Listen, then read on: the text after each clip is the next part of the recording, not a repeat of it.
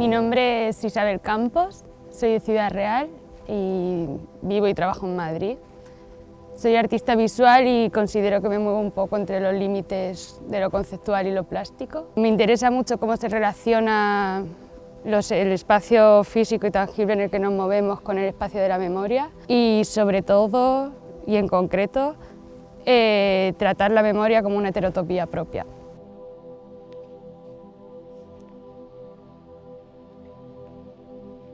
Una grieta en el tiempo traduce una serie de reflexiones en torno a la experiencia sensible del tiempo y cómo se conceptualiza dependiendo de cada cultura y enmarcándola. Por eso me parecía muy importante que se enmarcara dentro de un rectángulo, que de alguna manera es situar esa experiencia desde los códigos culturales en los que nos desarrollamos.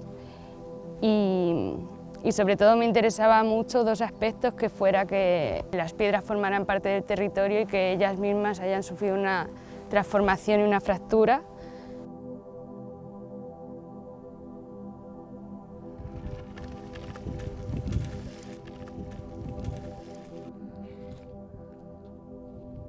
La idea de materialización del proyecto ha cambiado, como cambia siempre una vez que llegas al sitio.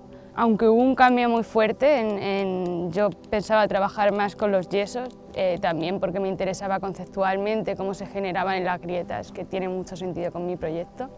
Creo que al final se ha relacionado muy bien, porque son piedras que cada una tiene sus singularidades, tiene la huella de la erosión, tiene todas esas cosas que creo que son conceptos que giran en torno al proyecto, y que entre ellas crearan esos huecos, esas grietas, porque al final es lo que hace que haya hueco y espacio para construir otros relatos acerca de la experiencia o del mismo relato del territorio.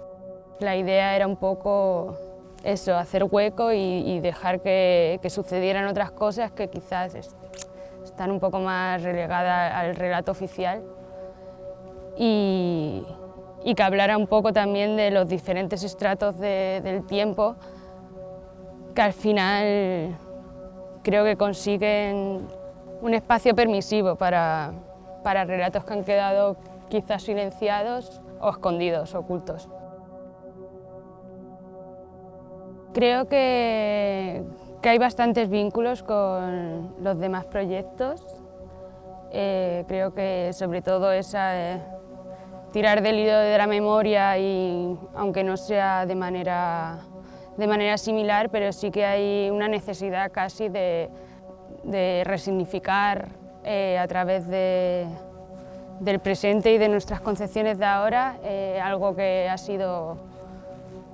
es histórico y que está presente en el territorio.